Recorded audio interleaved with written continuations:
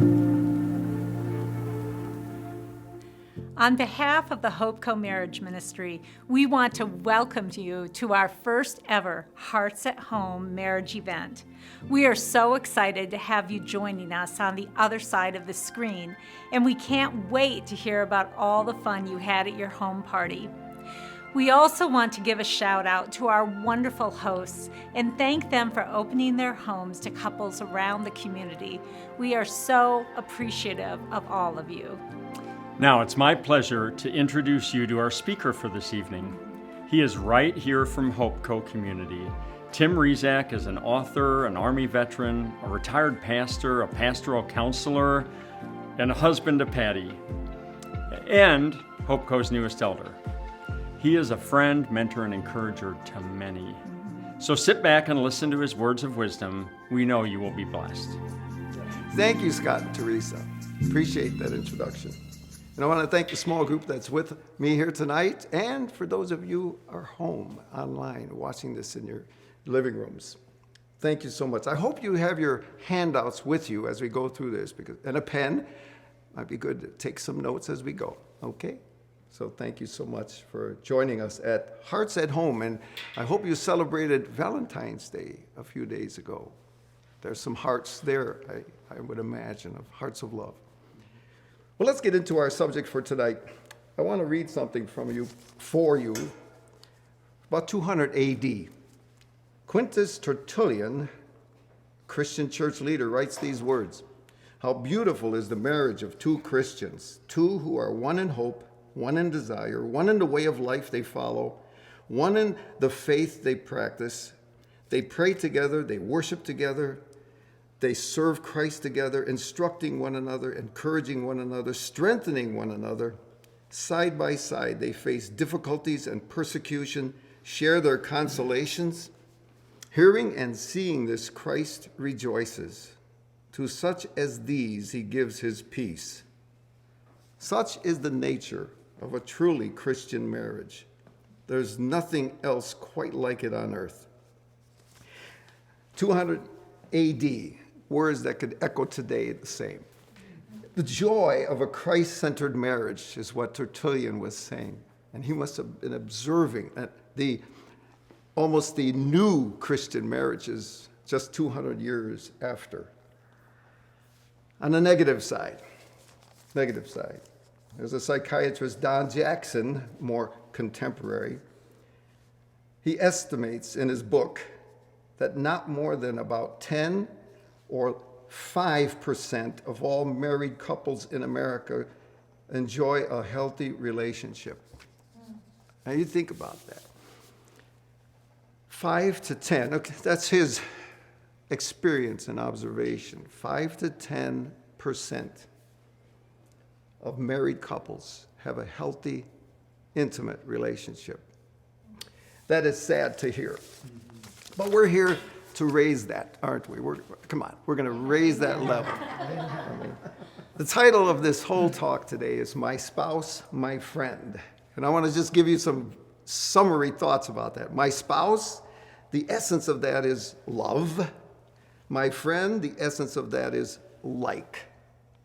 It's a crucial facet of relationships that there has to be a likability.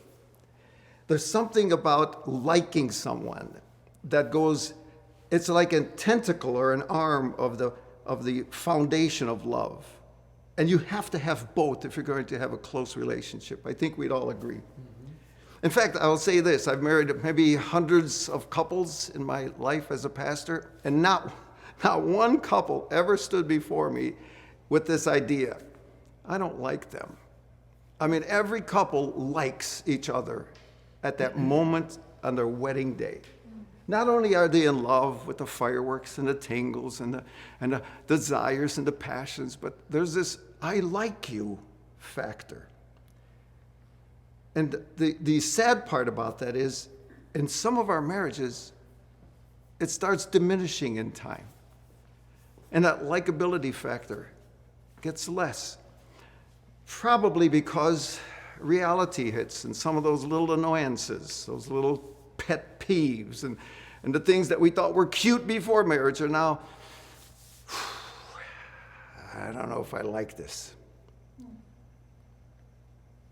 I want to introduce my wife, Patty. Here she is. Met in high school.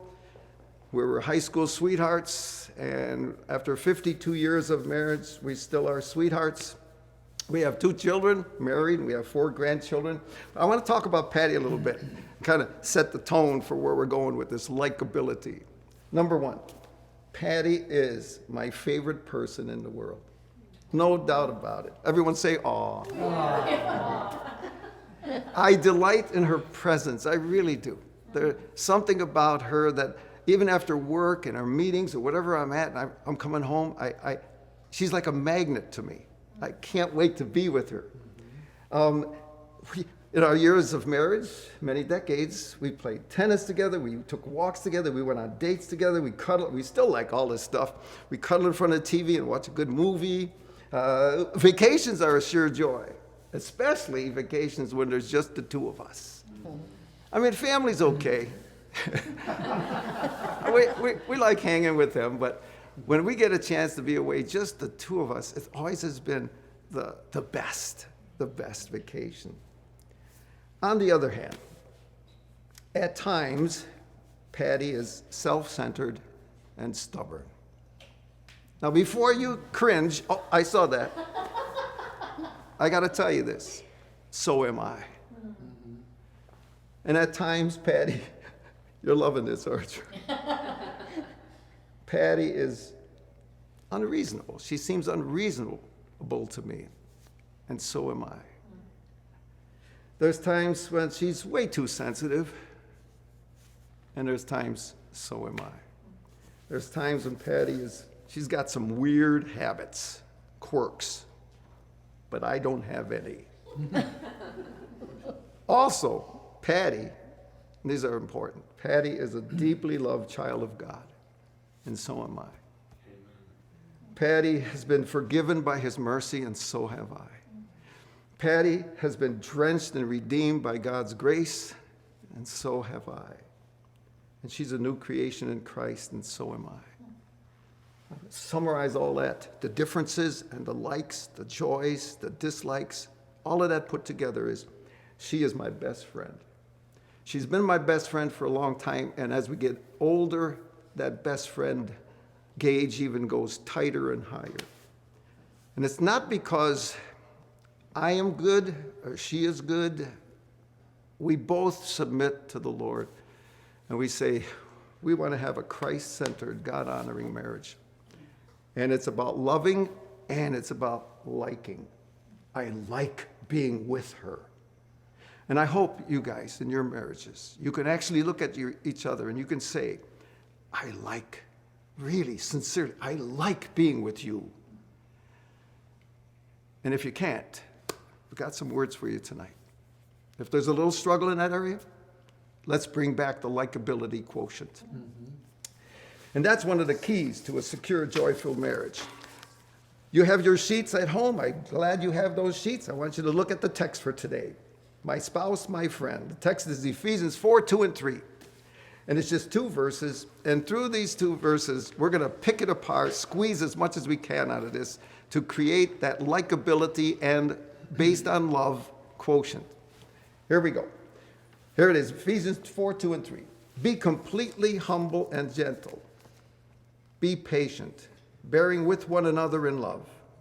Make every effort to keep the unity of the Spirit through the bond of peace. You know, apart from that text in 1 Corinthians 13 where it says love is patient, love is kind, and that classic, this one here gripped us when we were young in our marriage, and we said, that really touches us. That's a reminder for us. We put it on our refrigerator with the magnet there, and it was there for a long time, for years, many years, just to remind us about how we should treat one another. And marriage is about that. It is, because Jesus never commanded us directly to like one another, but he commanded us directly to love one another. So the difference between love and like, and just a brief point here, love is God, his essence. God is love. Love is a verb. Love is action. Love is doing. It's not based on feelings, emotion. Like, on the other hand, has a large essence of affection and feelings.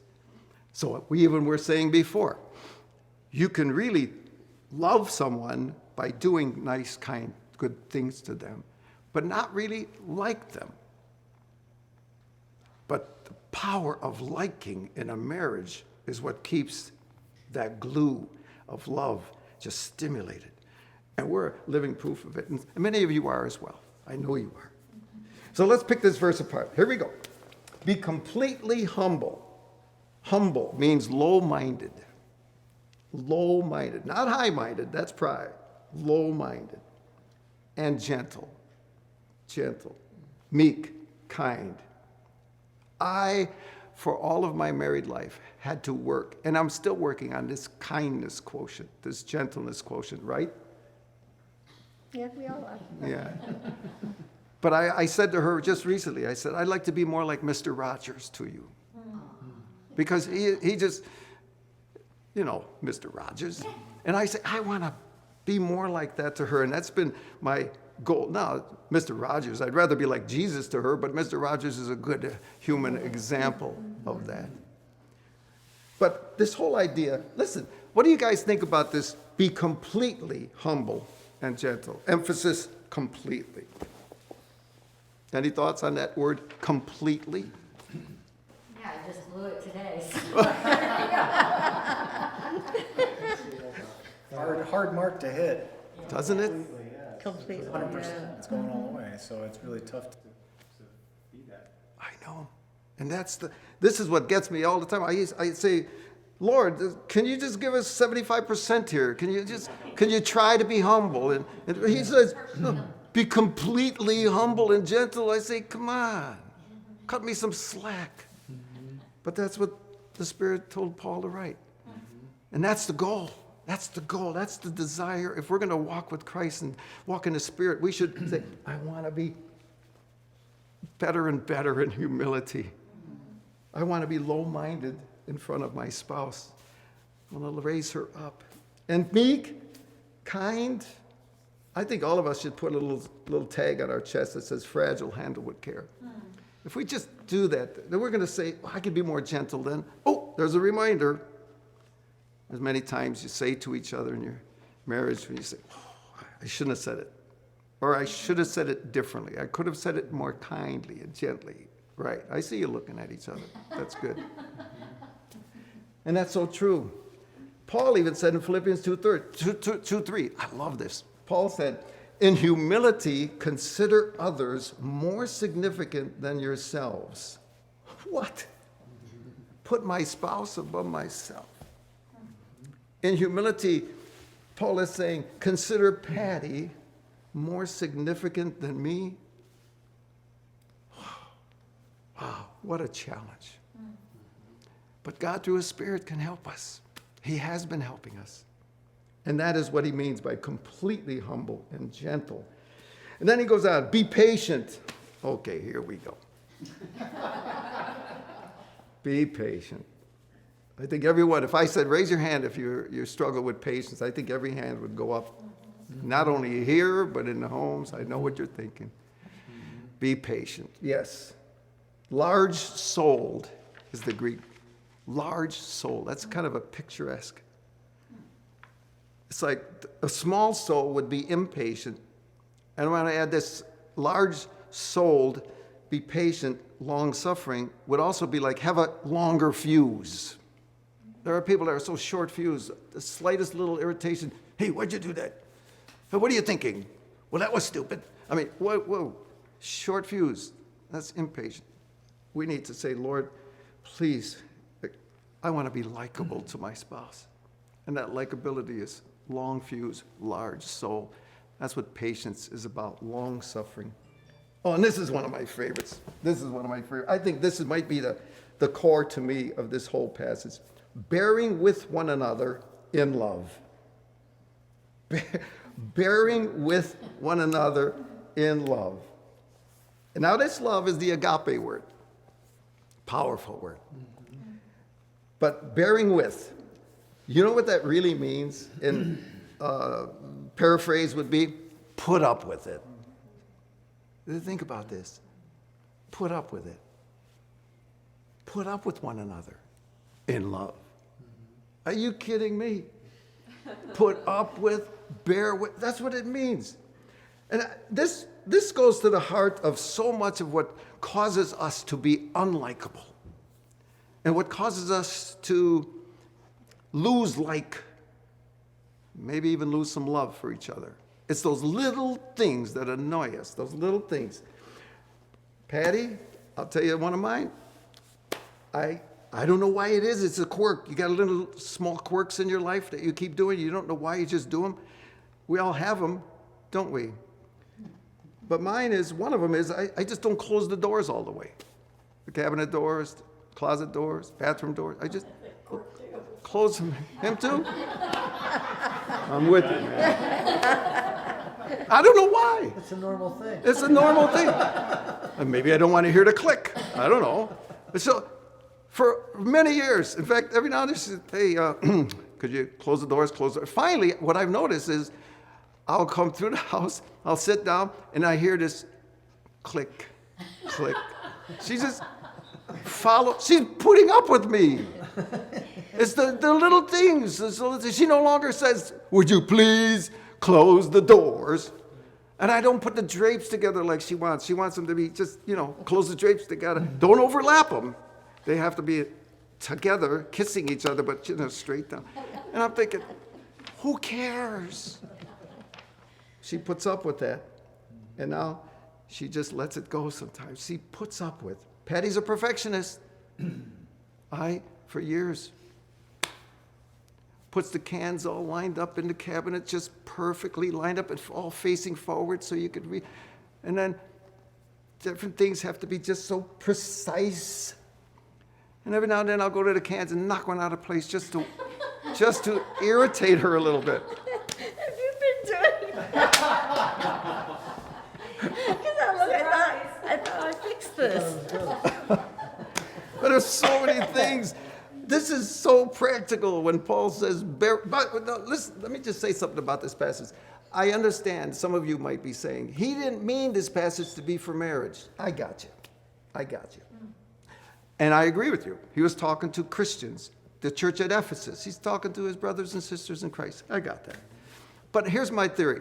Any time in the Bible, from Genesis to Revelation, Adam and Eve on, anytime there's a relationship discussion or description or failure or joy, anytime there's a relationship issue taught, it most powerfully gets taught in marriage, which is God's purpose, the most intimate relationship on earth between two people, a husband and a wife. So take those relationships and learn from those examples and apply them to our lives. And that's really what we've been trying to do. So he says, put up with them in love. I love this. Put up with each other in love. It's those little things that will destroy so much in our marriage and our hearts. And I know that some of you, in fact, all of you, if you've been married more than a year at least, you know what they are. So I'm going to ask this group, hey, anybody here want to share real quick, what is one of your little quirks or weird things about your spouse? We often have a conversation at the end of the day about the fact that Steve's always the first in bed. Always. Always. It's not, that's also an issue, that word always. Always. Every light on. Every light on, right? You stole my Wait, quirk. is that a quirk? We should have discussed ahead of time. My quirk would be that typically if we have to be anywhere on time, like to this, I am told to be home more time than needed, just to pad in the extra amount of time that I'll probably be late. That's good planning. Out of love for me, so I don't have to rush or anything. Mm-hmm. That's quirky. Sorry. I would say for us, and I came up with a different one, actually, is Scott is really service-minded. He's got such a servant's heart.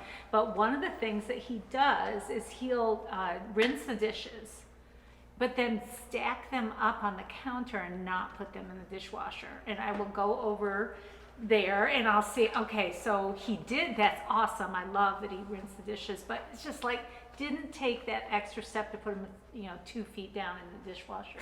So that's a little quirk. That's perfect. I love the way you couched it though, with, I mean, Well, I love you that praised him first, so now I'm like trying to think how it's done. Yeah. Just give it.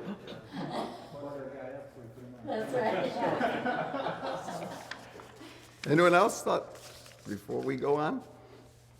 No? You already mentioned the door thing with me, but Yeah. For me, with you, it's the. she hates the the fact pen. that in church I like to click the pen when I'm Clicks the listening. pen all the time. Clicking it, I don't even hear it, but I'm clicking So I it. just do She this. just reaches over and says, would you please I stop hold his clicking the pen? hand. And I go, nobody can hear it, except me. And she says, I can hear it, and it bothers me. Isn't that? Yeah. It's just such small things, and so it's 2 feet, you're saying. It's getting to bed before, doors. Listen, those are the things that could nip away. Like in Solomon, it said, fox eat the grapes. They steal the grapes. They're little grapes. They eat enough grapes, they're going to take the whole vine eventually, and that's what happens in marriage. You don't want that to happen, I know. And I'm going to give you my definition of love, which is now, because Paul said, bearing with each other in love. Here's the definition.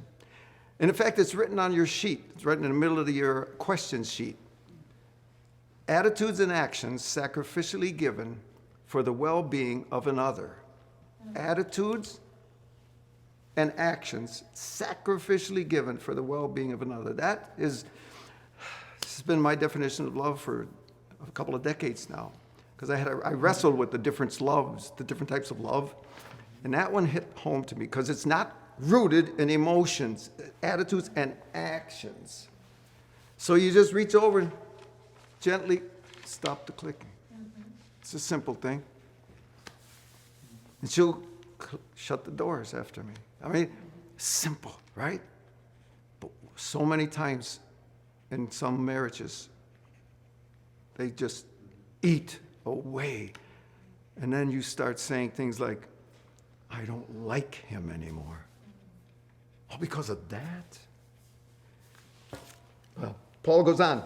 Make every effort to keep the unity of the Spirit. Make every effort. Oh, this is critical too. Invest intense energy into my marriage relationship. Paul is really, now again, he's not talking about marriage, he's talking about relationships. But think about marriage. The intimate friendship takes intentional effort on our part to like one another. Some people are just more likable, easily likable than others. And I am grateful I found one. And she is so likable. So it makes it easier. Thank you, Patty. But it also says that it still takes effort for me on the parts of her that I don't like so much. And then it says, invest this effort to keep the unity of the Spirit. To guard. Unity, not total agreement. Oh, listen, I'm so tired of hearing this. You hear, especially young newlyweds say, we like everything together. We agree on everything. And I'm thinking, you're kidding me.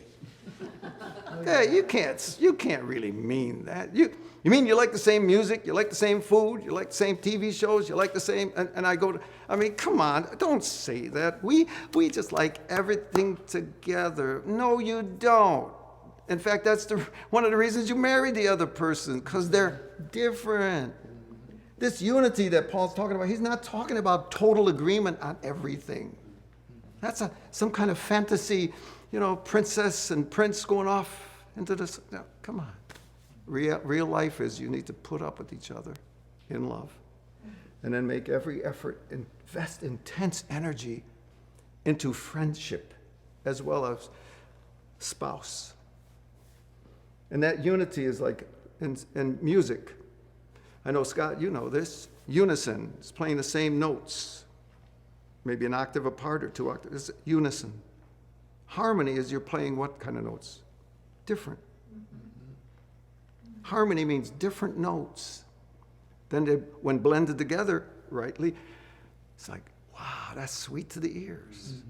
You can get disharmony, but harmony. That's why Paul said in Romans, he said, live in harmony with one another. There's a lot about harmony. And that's what it is. This is what I love about marriage. This is what I love. The reason I chose Patty, even as a young 20-something-year-old, I said, she's different than me. And she did that with me too. But that's what makes harmony.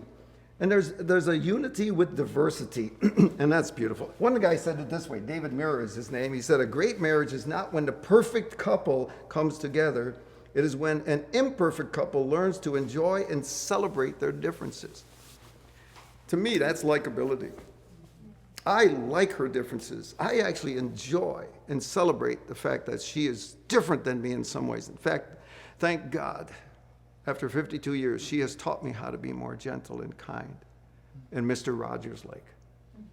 And I've taught her a little toughness, a little directness, a little firmness, right? Yeah, and I'm not saying that because you're sitting here.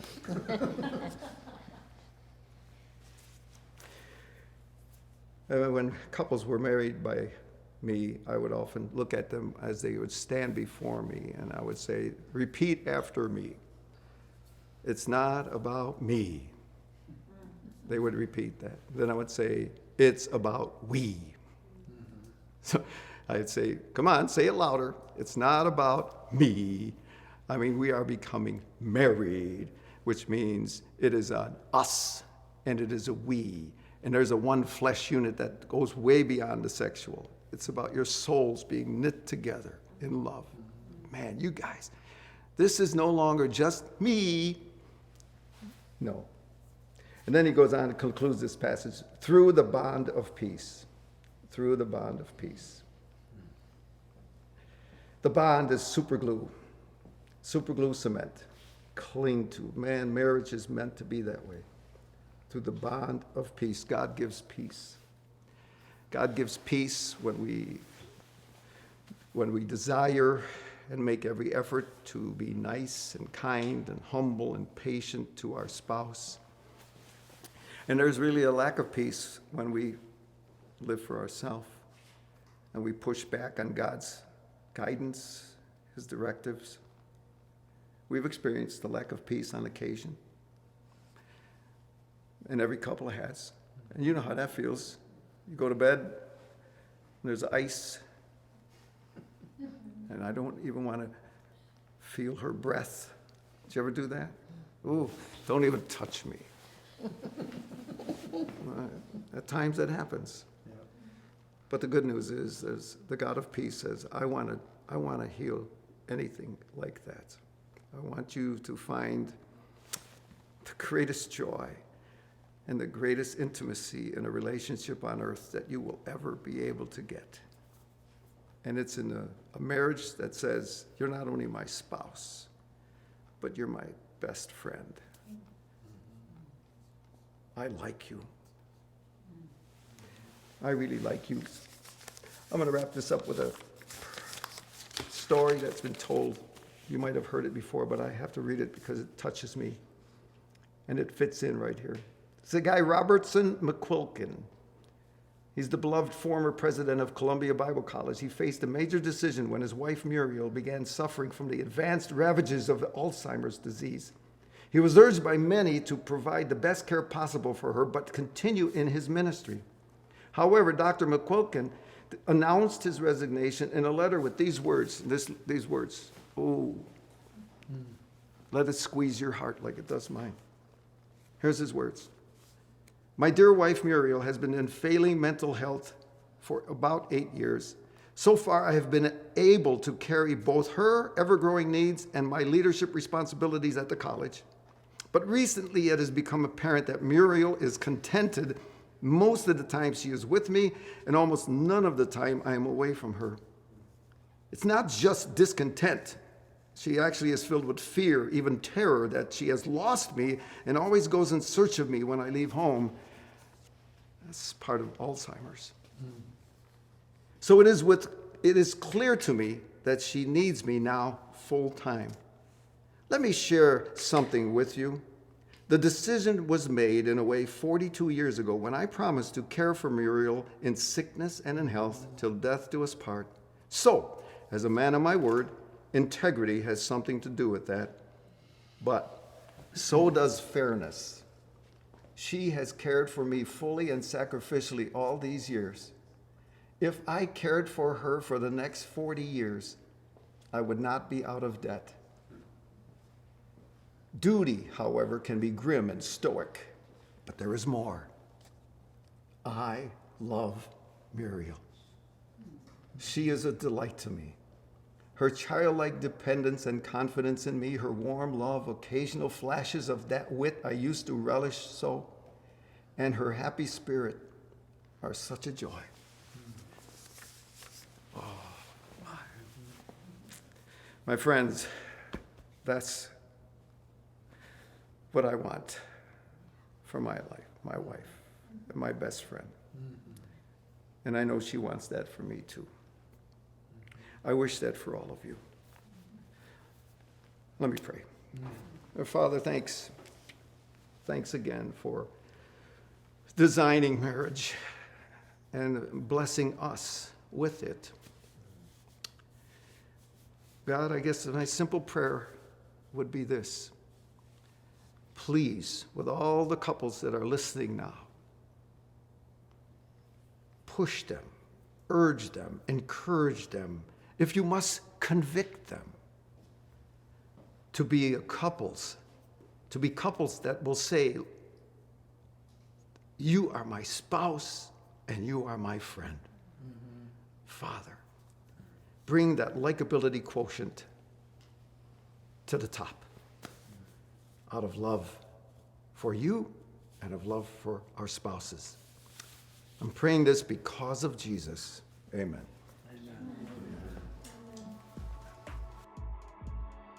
Wow, that was great listening to Tim, wasn't it? To hear his passion and his love for both Patty and Jesus is super motivating. I love how he challenged us to both loving and liking in our marriage. It's not something we focus on very much, but to really like our spouse can be challenging at times. Well, we've actually talked about this concept of deep friendship and companionship quite a bit, especially as we've become empty nesters. Yeah. And I think it's important to realize that liking can really ebb and flow in a marriage. Yeah, that's so true. And we've both been in these situations, staying committed to the marriage, but not necessarily liking each other at times. So what's really important is to realize that reigniting your friendship with your spouse is possible. We have done it, and we know several other couples who have done it as well. And the Hope Co Marriage Ministry has some next steps that can help you reignite friendship, love, and passion in your marriage. We have 4 marriage-focused small group studies that are starting this week. Each study is 6 to 8 weeks long. We have groups meeting on Tuesday, Wednesday, Thursday, and Friday nights. 2 of them are virtual, and 2 are in-person studies with childcare. So there's certainly one for you. Each of these studies offer a different focus on marriage, but they all offer encouragement and community, which is how we grow. So sign up today. Your host will provide you with more information on how to register. And finally, we want you to know that as a ministry, we offer couple-to-couple coaching to married and engaged couples anytime. It's not counseling, but it's a great opportunity to connect with another couple who can encourage you in your marriage. Your host can answer questions about that too. So thank you for attending Hearts at Home. We hope you enjoyed this message. From all of us at the Hope Collective, we hope you have a great evening with your group.